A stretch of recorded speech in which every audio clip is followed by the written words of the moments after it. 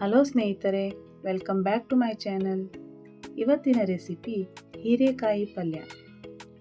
ಇದನ್ನು ತುಂಬ ಸಿಂಪಲ್ ಆಗಿ ಈಸಿಯಾಗಿ ಮಾಡ್ಕೋಬಹುದು. ಚಪಾತಿ ದೋಸೆಗೆ ಇದು ಒಳ್ಳೆಯ ಕಾಂಬಿನೇಷನ್.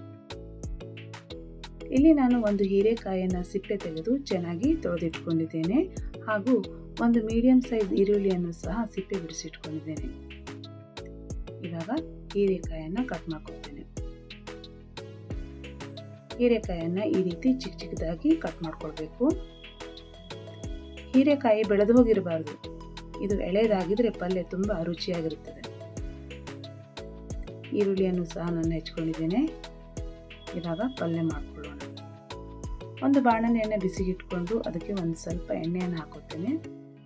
ಅದು ಕಾದ್ಮೇಲೆ ಸ್ವಲ್ಪ ಸಾಸಿವೆಯನ್ನು ಹಾಕೋತೇನೆ. ನಂತರ ಹೆಚ್ಚಿಟ್ಕೊಂಡಂಥ ಈರುಳ್ಳಿಯನ್ನು ಹಾಕಿಬಿಟ್ಟು ಈ ರೀತಿ ಎಣ್ಣೆಯಲ್ಲಿ ಬಾಡಿಸ್ಕೋಬೇಕು.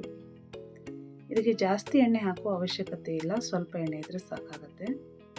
ನಂತರ ಕಟ್ ಮಾಡಿಕೊಂಡಂತಹ ಹೀರೆಕಾಯಿಯನ್ನು ಸಹ ಅದರಲ್ಲಿ ಸೇರಿಸ್ಬಿಟ್ಟು ಈ ರೀತಿ ಕೈ ಆಡಿಸ್ಕೋಬೇಕು.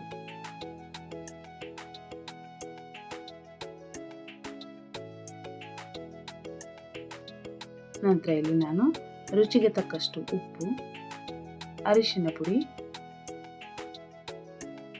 ಖಾರದ ಪುಡಿಯನ್ನು ಸೇರಿಸ್ಬಿಟ್ಟು ಮಿಕ್ಸ್ ಮಾಡ್ಕೊಳ್ತೇನೆ. ಈ ಹೀರೆಕಾಯಿ ಪಲ್ಯವು ಡ್ರೈ ಅನ್ನಿಸ್ತಾ ಇದೆ, ಅದಕ್ಕಾಗಿ ನಾನು ಇದಕ್ಕೆ ಸ್ವಲ್ಪ ನೀರನ್ನು ಸೇರಿಸ್ಕೊತೇನೆ. ಕೆಲವೊಂದು ಹೀರೆಕಾಯಲ್ಲಿ ಜಾಸ್ತಿ ನೀರಿನ ಅಂಶ ಇರ್ತದೆ, ಆವಾಗ ನಾವು ನೀರನ್ನು ಸೇರಿಸ್ಕೊಡುವ ಅವಶ್ಯಕತೆ ಇಲ್ಲ.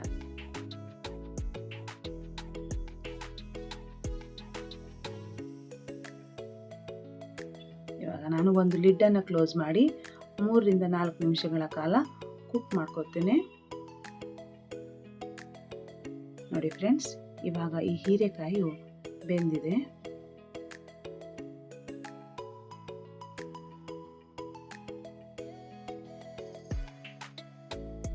ಈಗ ನಾನು ತುರಿದಿಟ್ಕೊಂಡಂತಹ ತೆಂಗಿನ ತುರಿಯನ್ನು ಇದಕ್ಕೆ ಸೇರಿಸ್ಕೊತೇನೆ. ಈ ತೆಂಗಿನ ತುರಿಯನ್ನು ಹಾಕೋದ್ರಿಂದ ಪಲ್ಯ ಇನ್ನಷ್ಟು ರುಚಿಯಾಗಿರುತ್ತದೆ. ಈ ಹೀರೆಕಾಯಿ ಪಲ್ಯದಲ್ಲಿ ಸ್ವಲ್ಪ ನೀರಿನ ಅಂಶ ಇರಬೇಕು ಫ್ರೆಂಡ್ಸ್, ತುಂಬ ಡ್ರೈ ಆಗ್ಲಿಕ್ಕೆ ಬಿಡಬಾರ್ದು.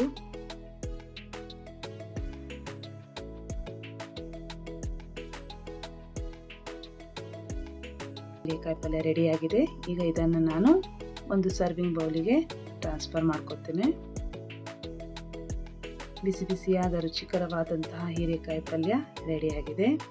ಫ್ರೆಂಡ್ಸ್, ಇದನ್ನು ಸಹ ನೀವು ಮನೆಯಲ್ಲಿ ಟ್ರೈ ಮಾಡಿ.